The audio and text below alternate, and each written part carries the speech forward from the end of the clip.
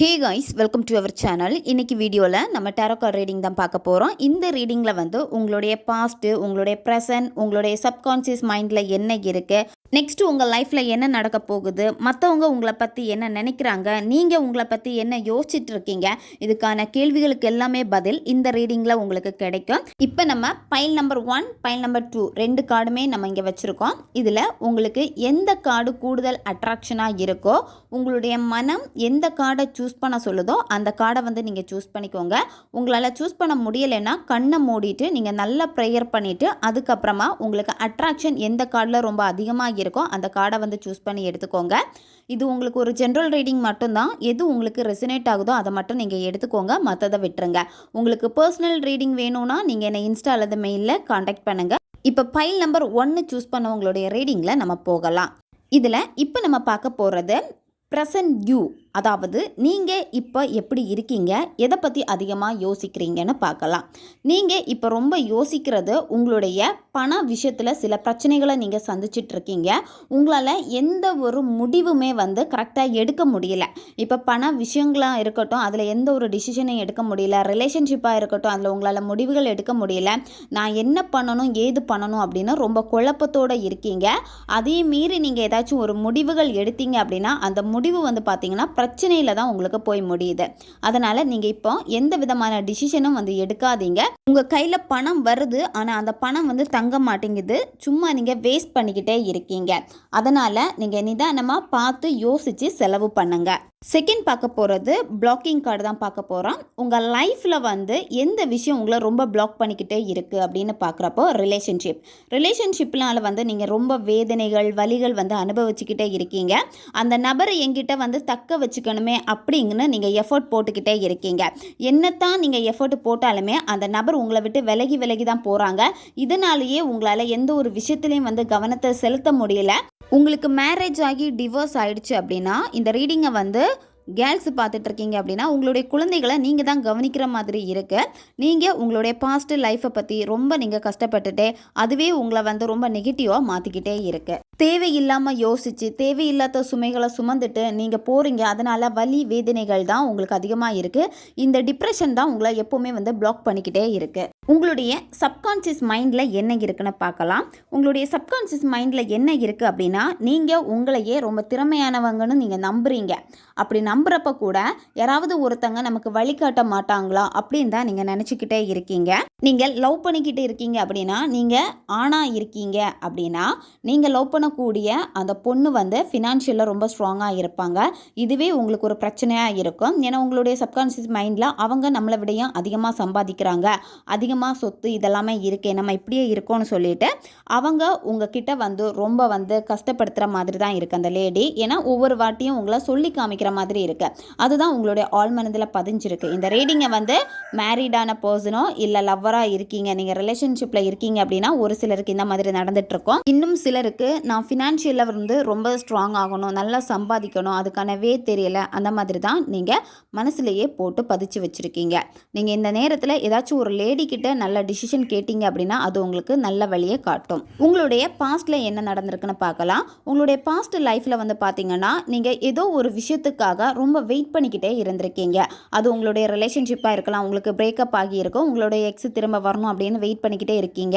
அந்த மாதிரி கூட இருக்கலாம். இல்லை நீங்கள் ஏதாவது தொழில் தொடங்கணும் அதுக்காக வெயிட் பண்ணிக்கிட்டே இருக்கீங்க, இல்லை வீடு கட்டணும், இந்த மாதிரி ஏதோ ஒரு விஷயம் பாஸ்ட்டில் உங்களுக்கு நடந்திருக்கு.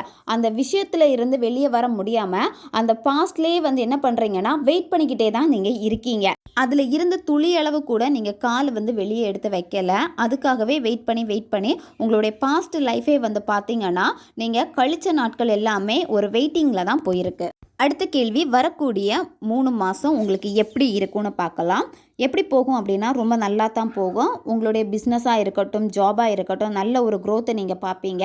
நீங்கள் வேலை தேடிட்டு இருக்கீங்க, ஆல்ரெடி நீங்கள் வேலை பார்த்துட்டே இருக்கீங்க, வேறு ஜாபுக்கு ஏதாவது நீங்கள் அப்ளை பண்ணிகிட்டு இருக்கீங்க அப்படின்னா உங்களுக்கு புதுசாக வேலை கிடைக்கும். புதுசாக நீங்கள் பிஸ்னஸ் ஸ்டார்ட் பண்ணுவீங்க. உங்களுக்கு அமௌண்ட் வரவு எல்லாமே ரொம்ப சூப்பராக இருக்கும். சிங்கிளாக இருக்கீங்க அப்படின்னா புதிய ஒரு லைஃப் பார்ட்னர் உங்கள் லைஃப்பில் வருவாங்க. புதிய நண்பர்களை நீங்கள் சந்திப்பீங்க.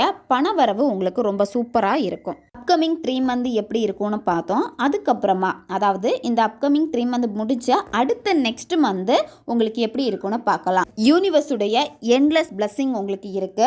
ஆல்ரெடி நம்ம பார்த்த மாதிரி தான் உங்களுக்கு பணவரவு ரொம்ப நல்லா இருக்கும். நீங்கள் ரொம்ப ஹார்ட் ஒர்க் பண்ணுவீங்க. அதே மாதிரி உங்களுடைய ஜாபாக இருக்கட்டும், பிஸ்னஸாக இருக்கட்டும், புது புது ஐடியாஸ் எல்லாமே உங்களுக்கு கிடைக்க ஆரம்பிக்கும். எல்லாமே வந்து உங்களுக்கு ஒரு லக்காக அமையும். நீங்கள் உங்களை பற்றி என்ன நினச்சிட்ருக்கீங்கன்னு பார்க்கலாம். இந்த கேள்வியில் வந்து பார்த்தீங்கன்னா உங்களுக்கு ஹார்ட் பிரேக்கிங் தான் வந்திருக்கு. நீங்கள் உண்மையாக இருந்திருந்த நபர் எல்லாமே உங்களை சீட் பண்ணிட்டு போயிருப்பாங்க. சண்டை போட்டு ஏதாச்சும் ஒரு காரணத்தை சொல்லி உங்களுடைய மனசை வந்து நோகடிச்சிட்டு போயிடுவாங்க.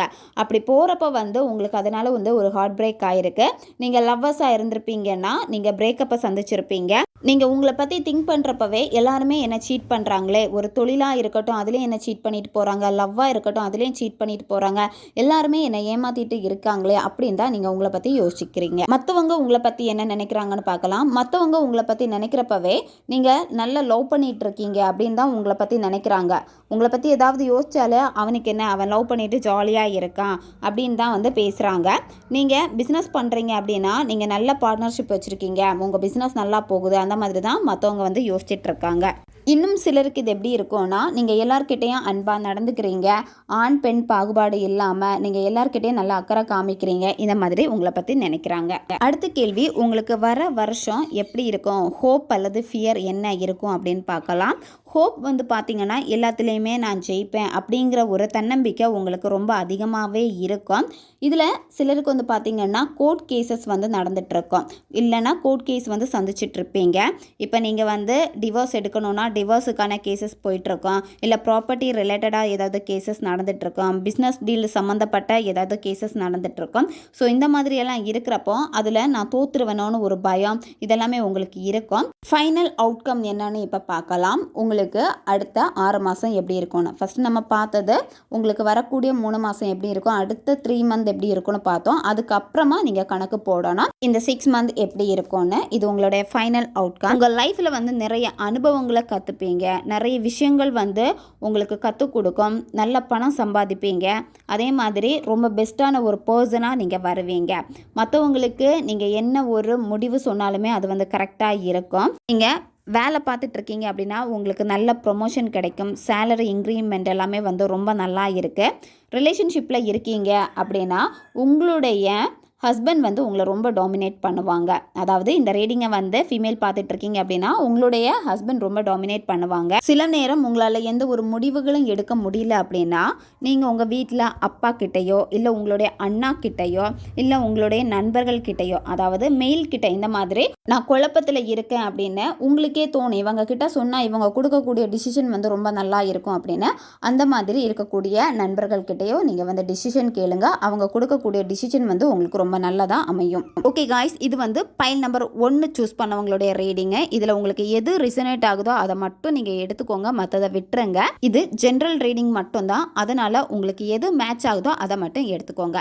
இப்போ பைல் நம்பர் 2 செலக்ட் பண்ணவங்களுடைய ரீடிங்கில் நம்ம போகலாம். உங்களுடைய பாஸ்ட், ப்ரெசன்ட், ஃபியூச்சர் எப்படி இருக்குன்னு பார்க்கலாம். அதே மாதிரி உங்கள் லைஃப்பில் வந்து எந்த விஷயத்துக்காக நீங்கள் ஸ்டக் ஆகி இருக்கீங்க, உங்களுடைய ஆழ் மனதில் என்ன இருக்குது, இதெல்லாமே வந்து இப்போ பார்க்கலாம். ப்ரெசன்ட் யூ, இப்போ நீங்கள் எப்படி இருக்கீங்க, எப்படி யோசிக்கிறீங்கன்னு பார்க்கலாம். நீங்கள் வந்து இப்போ இருக்கக்கூடிய நிலமை வந்து ரொம்ப ஒரு எமோஷனலான ஒரு பர்சனாக இருக்கீங்க. உங்ககிட்ட திறமைகள் எல்லாமே இருக்குது.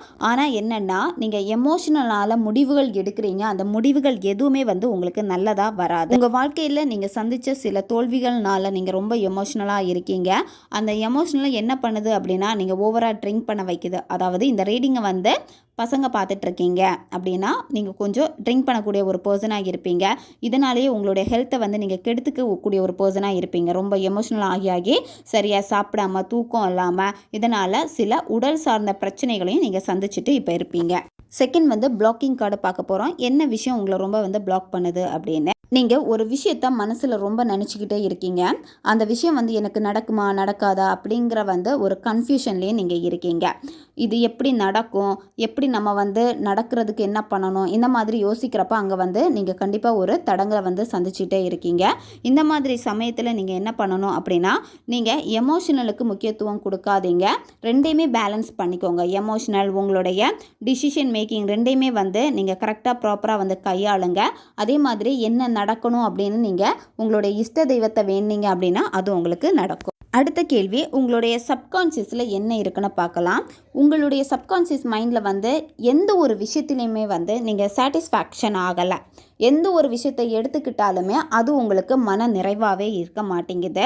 அதாவது சில நேரம் வந்து நல்ல சந்தோஷமும் இருக்குது, சில நேரம் சேடாகவும் இருக்குது. எதுலேயும் மனம் வந்து ஈடுபாடு காமிக்க மாட்டேங்குது. நீங்கள் ரிலேஷன்ஷிப்பில் இருக்கீங்க, இல்லை பிஸ்னஸ் பண்ணிகிட்ருக்கீங்க, ஒரு வேலையில் இருக்கீங்க அப்படின்னா அந்த வேலையை விட்டுட்டு போனால் மற்றவங்க எப்படி என்னை பற்றி நினைப்பாங்க, இந்த ரிலேஷன்ஷிப்லேருந்து நான் வெளியே வந்தேன்னா அவங்க என்ன நினைப்பாங்க, இந்த மாதிரி தான் உங்களுக்குள்ளாடி கேள்விகள் ஓடிக்கிட்டே இருக்குது. சில நேரம் எல்லாத்தையும் விட்டுட்டு போகலான்னு உங்களுக்கு தோணுது, ஆனால் உங்களால் அதிலேருந்து வெளியே வந்து வர முடியும். அடுத்த கேள்வி, உங்களுடைய பாஸ்ட்டில் என்ன நடந்திருக்குன்னு பார்க்கலாம். ஃபினான்ஷியலில் வந்து ரொம்ப கஷ்டப்பட்டிருக்கீங்க உங்களுடைய பாஸ்ட் இதில்.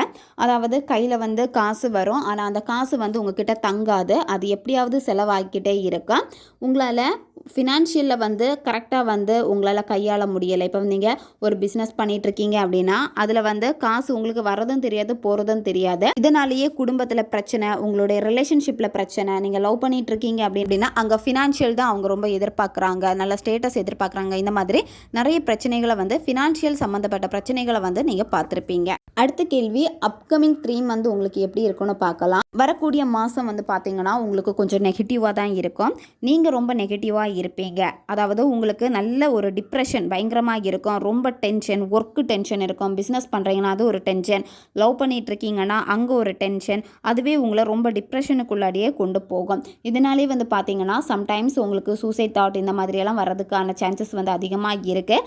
ஏன்னா உங்களுடைய மனம் வந்து அந்த மாதிரி ஆகுது. ஏன்னா நீங்கள் வந்து ரொம்ப நெகட்டிவாக இருக்கிறனால சில தோல்விகளை ஏற்றுக்க முடியாது. உங்களுக்கு ஏதாச்சும் வந்து சண்டைகள் ரிலேஷன்ஷிப்பில் வரலாம். அது எல்லாமே உங்களால் ஏற்றுக்க முடியாமல் நீங்கள் நைட்டு தூங்காமல் அழுதுகிட்டே இருப்பீங்க. இதுவே உங்களுக்கு ரொம்ப ஒரு மன பாரமாக இந்த மாதிரியெல்லாம் ஆக போகும். அதனால் நீங்கள் உங்கள் ரிலேஷன்ஷிப்பாக இருக்கட்டும், பிஸ்னஸாக இருக்கட்டும், உங்களுடைய வேலையாக இருக்கட்டும், கொஞ்சம் பார்த்து நிதானமாக பொறுமையாக நீங்கள் கையாளுங்க. அப்கமிங் 3 மந்த் பார்த்தோம். அப்கமிங் 3 மந்த்துக்கு அப்புறமா அடுத்த நெக்ஸ்ட் 3 மந்த் எப்படி இருக்குன்னு பார்க்கலாம். நீங்கள் வந்து எமோஷ்னலாக பேலன்ஸ்டாக இருக்கணும். அதாவது நீங்கள் எடுக்கக்கூடிய முடிவுகளை வந்து கரெக்டாக எடுங்க. ஒரு காலை வந்து தண்ணியில் வச்சுட்டு ஒரு காலை வந்து கரையில் வச்சுட்டு அங்கேயும் இல்லாமல் இங்கேயும் இல்லாமல் நீங்கள் இருக்க போகிறீங்க. ஸோ அந்த மாதிரி இருக்காதீங்க. முடிவுகளை கரெக்டாக எடுங்க. உங்களுடைய ரிலேஷன்ஷிப்பாக இருக்கட்டும், இல்லை நீங்கள் ஒர்க் பண்ணிகிட்ருக்கீங்க, இல்லை பிஸ்னஸ் பண்ணிகிட்ருக்கீங்க, இந்த மாதிரி நீங்கள் எந்த ஒரு வேலை செஞ்சாலுமே அங்கே எமோஷனலுக்கு நீங்கள் முக்கியத்துவம் கொடுக்காதீங்க. பார்த்து பொறுமையாக கொஞ்சம் ப்ராக்டிக்கலாக யோசித்து பண்ணுங்கள். நீங்கள் ரிலேஷன்ஷிப்பில் இருக்கீங்க அப்படின்னா அங்கே அவங்கள வந்து நீங்கள் கண்ட்ரோல் பண்ணணும்னு நினைக்காதீங்க. ஏன்னா உங்களுடைய தாட்டே வந்து அந்த நபரை ஏன் கண்ட்ரோலில் வச்சுக்கணும் அந்த மாதிரி தான் இருக்குது. அதனால் நீங்கள் எமோஷனுக்கு இம்பார்ட்டன்ட் கொடுக்காம ப்ராக்டிக்கலாக யோசிங்க. அடுத்த கேள்வி, நீங்கள் உங்களை பற்றி என்ன நினைக்கிறீங்கன்னு பார்க்கலாம். நீங்கள் உங்களை பற்றி என்ன நினைக்கிறீங்க அப்படின்னா எந்த விதமான பாசிட்டிவ் சைனுமே உங்ககிட்ட இல்லை. நீங்கள் உங்களை பற்றி யோசித்தாலே ரொம்ப நெகட்டிவாக தான் நீங்கள் யோசிச்சுட்டே இருக்கீங்க. அதாவது நீங்கள் பணம் வேணும் அப்படின்னு ரொம்ப மணி மைண்டடாக இருக்கிறப்ப கூட அங்கே உங்களுக்கு பணம் கிடைக்கலையே அப்படின்னு நீங்கள் ரொம்ப நெகட்டிவாக இருக்கீங்க. நீங்கள் ரிலேஷன்ஷிப்பில் இருந்திருப்பீங்க, உங்களுக்கு பிரேக்கப் ஆகிருக்கும், இல்லை அந்த நபர் உங்களை விட்டு பிரிஞ்சு போயிருப்பாங்க. அதையே நீங்கள் யோசிச்சுட்டு இருக்கீங்க. மற்றவங்க எங்களை பிரிச்சுட்டாங்களே, பிளாக் மேஜிக் பண்ணியே பிரிச்சுட்டாங்களே அப்படின்னு சொல்லிட்டு அதுவே நீங்கள் யோசிச்சுக்கிட்டே இருக்கீங்க. அது மட்டும் இல்லாமல் உங்களுக்கு இருக்கக்கூடியது வந்து பார்த்திங்கன்னா மைண்ட் செட்டே வந்து ரொம்ப வந்து ஒரு நெகட்டிவாக தான் இருக்குது. நீங்கள் என்ன பண்ணுங்க அப்படின்னா குளிக்கிற தண்ணியில் கல்லுப்பு போட்டு நீங்கள் அந்த தண்ணியை வந்து தலைக்கு குளிச்சுட்டு வாங்க. உங்களுடைய ஆறா வந்து சுத்தமாகும். அதே மாதிரி உங்ககிட்ட இருக்கக்கூடிய நெகட்டிவ் எல்லாமே ரிமூவ் ஆகும். அப்படி இல்லைன்னா நீங்கள் கடலில் போயிட்டு கடல் தண்ணியில் நீங்கள் குளிச்சுட்டு வாங்க. உங்களுடைய நெகட்டிவ் இது எல்லாமே வந்து ரிமூவ் ஆகும். அடுத்த கொஸ்டின் வந்து மற்றவங்க உங்களை பற்றி என்ன நினைக்கிறாங்கன்னு பார்க்கலாம். மற்றவங்க உங்களை பற்றி நினைக்கிறது என்ன அப்படின்னா நீங்கள் நல்லா ஒர்க் பண்ணுறீங்க, நல்ல பிஸ்னஸ் பண்ணுறீங்க, நல்லா சம்பாதிக்கிறீங்க அப்படின்னு தான் உங்களை பற்றி அவங்க யோசிக்கிறாங்க. மற்றவங்க நினைக்கிறப்போ இவனுக்கு என்ன, இவன் நல்லா சம்பாதிச்சுட்டு இருக்கான், ஒரு புதுசாக ஜாப் வந்து ஜாயின் பண்ணியிருக்கான், இல்லை பிஸ்னஸ் பண்ணிகிட்டு இருக்கான், அவனுக்கு எப்படி இருந்தாலும் பணம் வந்துக்கிட்டே எல்லாம் இருக்குது அப்படின்னு உங்களை மற்றவங்க நினைக்கிறாங்க.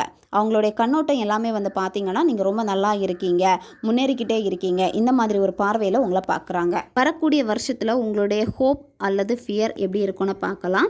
நீங்கள் எப்படி இருப்பீங்க அப்படின்னா நான் சொல்கிறத தான் மற்றவங்க கேட்கணும் அப்படிங்கிற ஒரு மைண்ட் செட்டில் நீங்கள் இருப்பீங்க. நான் என்ன முடிவெடுத்தாலும் அது எனக்கு கரெக்டாக இருக்கும், நான் சொல்கிறத தான் மற்றவங்க கேட்டு நடக்கணும், அவங்களும் அதே தான் பண்ணணும் அப்படிங்கிற தாட் வந்து பயங்கரமாக உங்களுக்கு இருக்கும். மற்றவங்க என்ன சொன்னாலுமே அதை நீங்கள் காதில் வாங்கிக்கவே மாட்டீங்க.